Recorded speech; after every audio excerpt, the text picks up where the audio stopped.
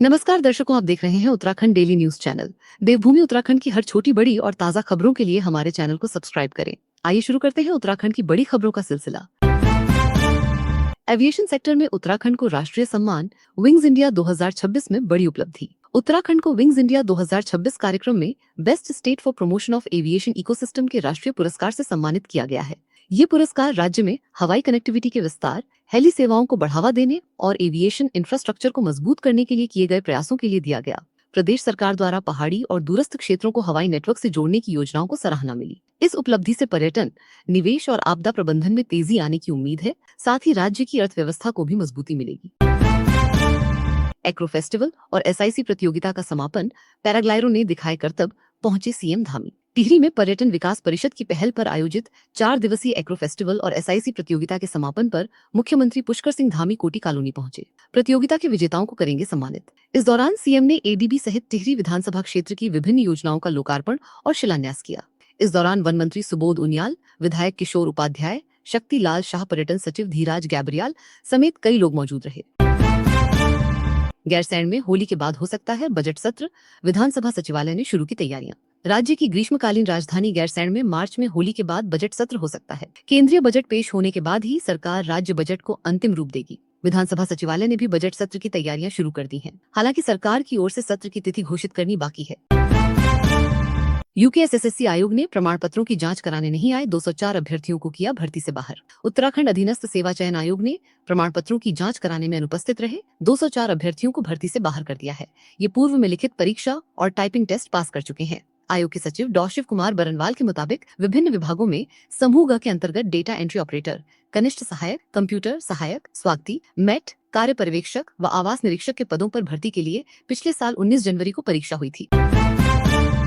महाशिवरात्रि पर घोषित होगी केदारनाथ धाम के कपाट खुलने की तिथि, तैयारियों में जुटा प्रशासन। हर वर्ष की तरह इस बार भी महाशिवरात्रि के पावन अवसर पर केदारनाथ मंदिर के कपाट खुलने की तिथि घोषित की जाएगी। तिथि का निर्धारण ऊखीमठ स्थित ओंकारेश्वर मंदिर में पंचांग गणना के बाद बद्रीनाथ केदारनाथ मंदिर समिति एवं तीर्थ पुरोहितों द्वारा किया जाता है। इधर आगामी यात्रा को लेकर जिला प्रशासन ने तैयारियां तेज कर दी हैं।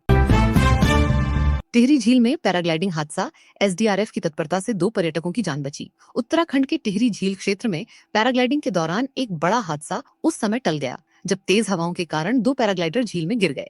घटना की सूचना मिलते ही एसडीआरएफ और स्थानीय प्रशासन की टीम मौके पर पहुंची और त्वरित रेस्क्यू ऑपरेशन चलाया गया। कड़ी मशक्कत के बाद दोनों पर्यटकों को सुरक्षित बाहर निकाल लिया गया। राहत की बात ये रही कि किसी को गंभीर चोट नहीं आई। इस घटना के बाद प्रशासन ने एडवेंचर स्पोर्ट्स में सुरक्षा मानकों के पालन पर सख्ती करने के निर्देश दिए हैं। उत्तराखंड में ग्रीन हाइड्रोजन नीति को मंजूरी, स्वच्छ ऊर्जा की दिशा में बड़ा कदम। उत्तराखंड सरकार ने राज्य में ग्रीन हाइड्रोजन नीति को मंजूरी दे दी है, जिसे स्वच्छ और भविष्य की ऊर्जा के रूप में देखा जा रहा है। इस नीति का उद्देश्य औद्योगिक विकास के साथ साथ पर्यावरण संरक्षण को बढ़ावा देना है। ग्रीन हाइड्रोजन से कार्बन उत्सर्जन में कमी आएगी और राज्य को ऊर्जा के क्षेत्र में आत्मनिर्भर बनाने में मदद मिलेगी। सरकार का मानना है कि इस नीति से नए निवेश, रोजगार के अवसर और तकनीकी नवाचार को बढ़ावा मिलेगा। साथ ही उत्तराखंड देश के अग्रणी ग्रीन एनर्जी राज्यों में शामिल होगा। वन गुज्जर समुदाय को राहत, हाईकोर्ट ने बेदखली पर लगाई रोक। उत्तराखंड हाईकोर्ट ने वन गुज्जर समुदाय को बड़ी राहत देते हुए उनकी बेदखली पर रोक लगा दी है। अदालत ने स्पष्ट किया कि जब तक वन गुज्जरों द्वारा दाखिल वन अधिकार अधिनियम के तहत दावों का निपटारा नहीं हो जाता, तब तक किसी भी परिवार को जंगल क्षेत्र से हटाया नहीं जाएगा। कोर्ट ने प्रशासन को निर्देश दिए कि कानून का पालन करते हुए मानवीय दृष्टिकोण अपनाया जाए। इस फैसले को आदिवासी और घुमंतू समुदायों के अधिकारों की सुरक्षा की दिशा में एक महत्वपूर्ण कदम माना जा रहा है।